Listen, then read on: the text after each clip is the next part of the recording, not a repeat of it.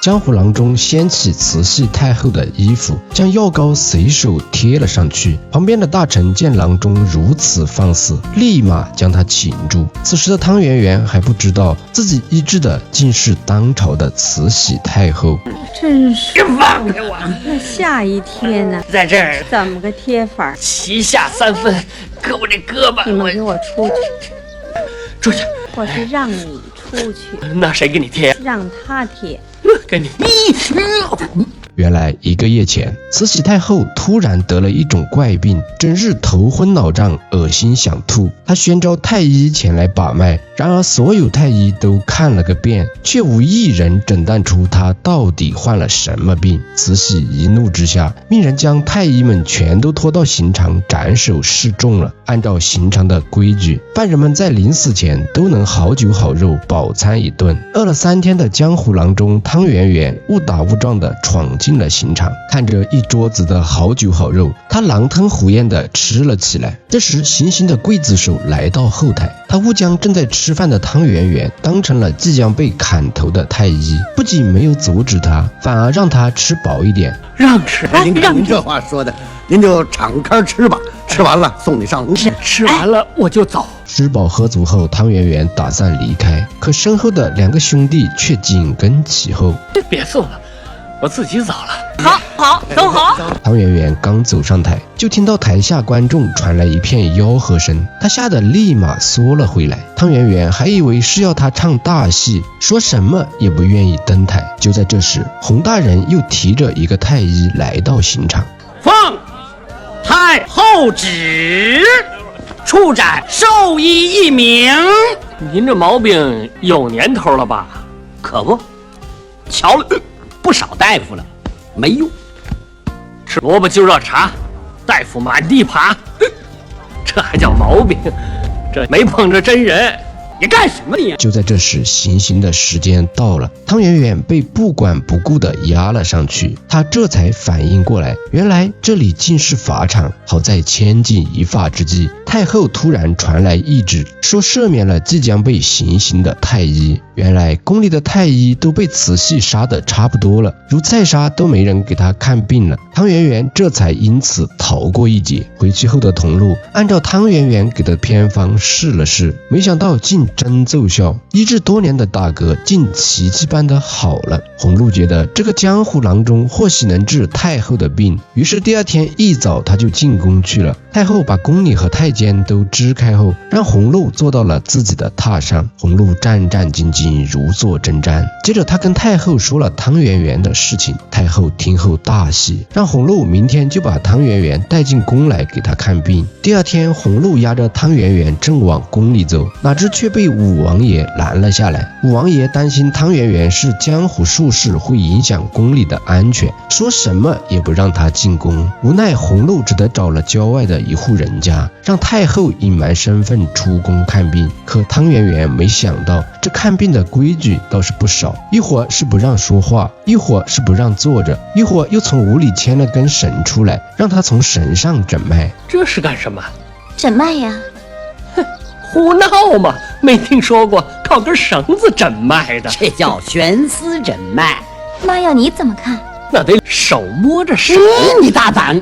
为了看病，太后也顾不了太多，最后只得让汤圆圆进屋给她号脉。经过一番诊断后，汤圆圆立马就查出了问题的原因，可她却吞吞吐吐，欲言又止，一会儿说要跟老太太的丈夫交代一下，一会儿又直夸老太太的身体真好。慈禧太后看出她有话要说，于是将红路和宫女双喜支了出去。等2人走后，汤圆圆这才说出了病情，可没想到她接下来的话却让慈禧太后大吃一惊。这得恭喜您呐，姑太太，50岁还能怀孩子，那大喜！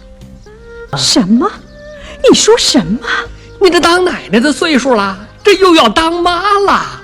此话一出，不仅太后顿时慌了神，屋外的红路更是被吓得瘫软在地。他掌握着国家最高的权力，这个秘密一旦泄露出去，不仅会让他身败名裂，更可能引发朝局动荡。于是思索片刻后，太后让汤圆圆把这个孩子处置掉。可汤圆圆不忍杀生，竟给他贴了2副保胎药。不知情的红露还以为麻烦解决了，为了不让事情传扬出去，他让刽子手去杀了汤圆圆。哪知汤圆圆竟认出2个刽子手的容貌。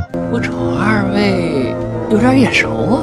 你看我家井水有多清啊！好在汤圆圆灵机一动，说病还没看完，红露这才又将他捞了上来。3天不灵，再来找我。知道了。还有。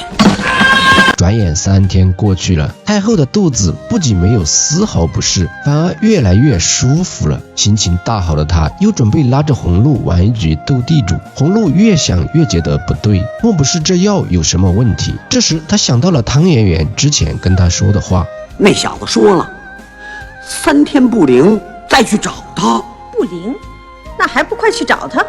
红露急忙去把汤圆圆招进宫，可汤圆圆一听是要去给太后看病，吓得转身就逃，不料却被京畿大臣武王爷撞见。武王爷早就对红露受宠心怀不满，正愁除掉红露没有把柄，于是他借关心太后身体为名，把汤圆圆带到太后寝宫，想看看太后得的到底是什么病。太后担心自己的身份被汤圆圆认出，于是急忙用被子盖住头，只把手伸出去给汤圆圆诊断。汤圆圆很快诊断出太后得的是喜脉，可她正欲开口，却被双喜一把拽了进去。接着双喜一番比划，暗示汤圆圆万不可将太后怀孕的事说出去，否则将会人头落地。其实当初这么多太医早就诊断出太后得的是喜脉，却没有一人敢说出来，因为不说死的只有她一个，说了却要被灭9族，说不定还会引发朝局动荡。汤圆圆自然也明白这个道理，可如今几人都在等待着她的药方，她到底该怎么办呢？就在汤圆圆急得直冒冷汗时，突然她急中生智，想到了一条好计策。只见她背对着几人一阵书写，随后药方便被太监李莲英抢了过去，随即又落到了红露手里，接着又被武王爷抢走了，最后就连太后也加入了抢药方大战。眼见抢不过2个半男人，太后直接一口咬了上去，这才把药方抢到手。可当她打开药方时，才发现这竟是一张白纸。太后不觉暗自感叹，这汤圆圆果真聪明。接着她把无字药方交给了武王爷，让他按照药方抓药。没想到这武王爷也是个人精，他见药方上无字，于是赶紧推脱，禀太后，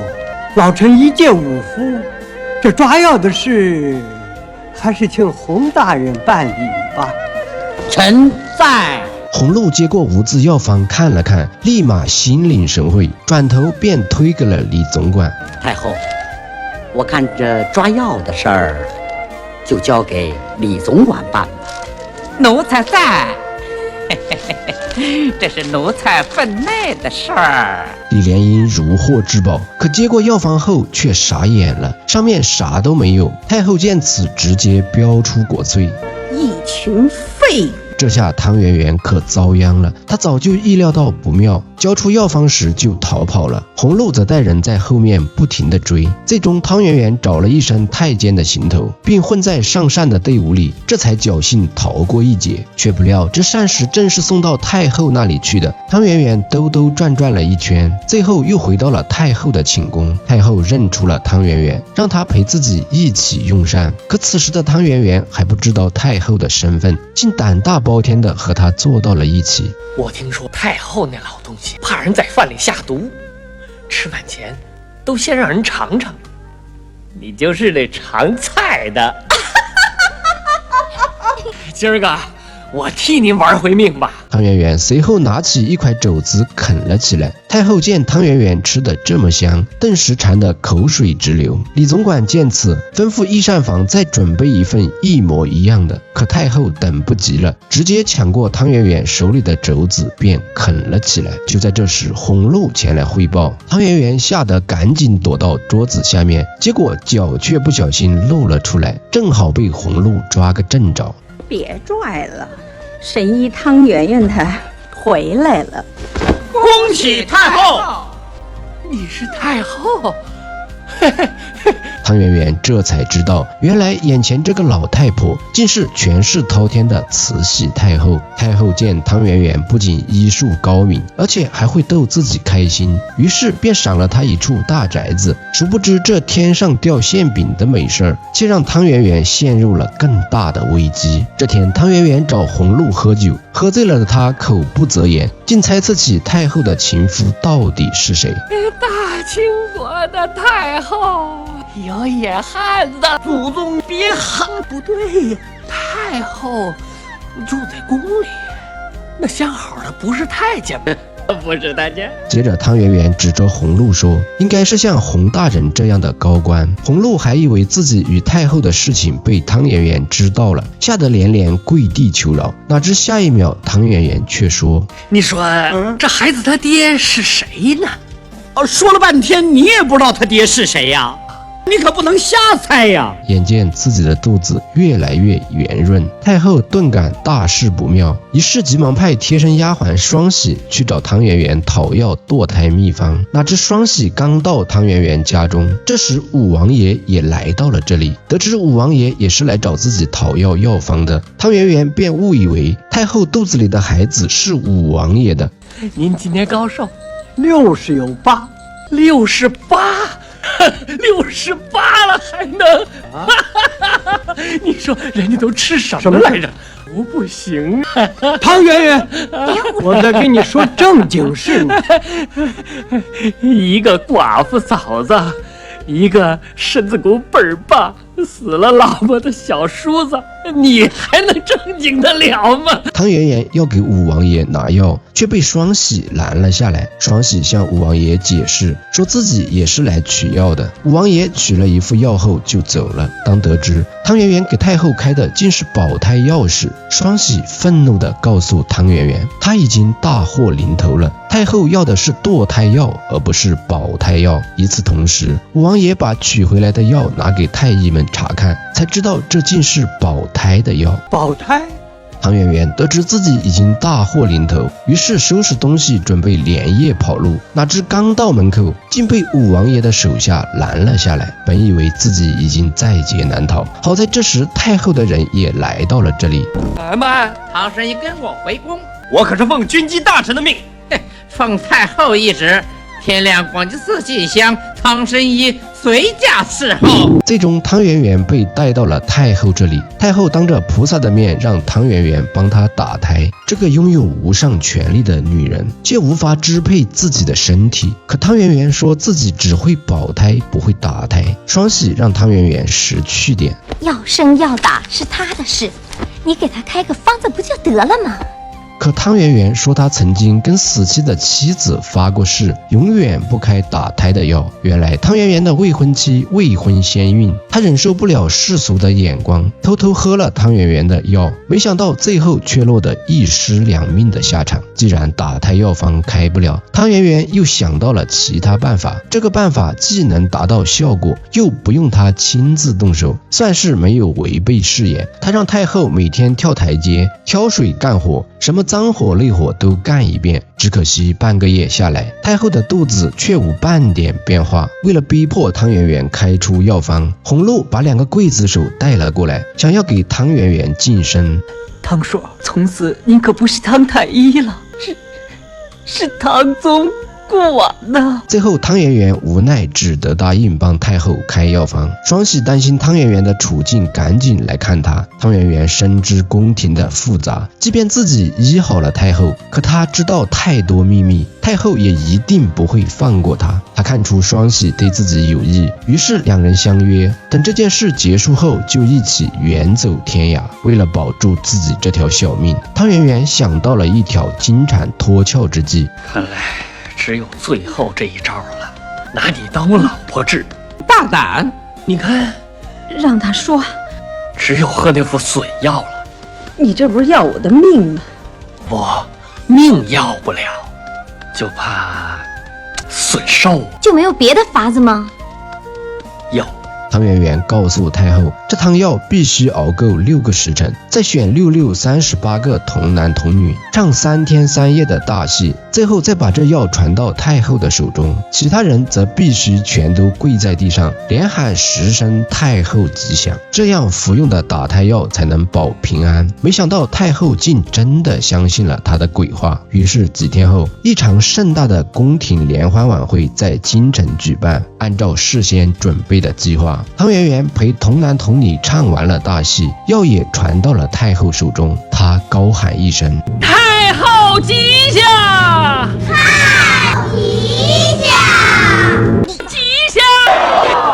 趁着议事进行，守卫疏忽时，汤圆圆带着双喜乘坐太后的轿子逃出了城，从此过上了幸福美满的生活。据说服下药的慈禧太后3天后死于小产，而9个月后，汤圆圆和双喜生下了一对双胞胎。电影至此结束。太后吉祥表面上讲述了一个荒诞不经的喜剧故事，内里却蕴含了深刻的历史隐喻与人性思考。那声声太后吉祥的呼喊声背后，不仅是宫廷礼仪的荒诞注脚，更是权力笼罩下人性被异化的悲悯。太后端坐于金銮殿的阴影里，拥有至高权力的她，却失去了作为女人最基本的幸福。影片以喜剧的方式勾勒出了权力与生命的深刻悖论。那些看似掌控一切的人，往往被无形的枷锁束缚，而那些看似卑微的灵魂，却因坚守良知而获得了真正的自由。这部被岁月尘封的喜剧，在笑声背后留给了我们最珍贵的启示。其实真正的吉祥，不在于万人之上的虚妄尊荣，而在于回归生命本身的质朴与真实。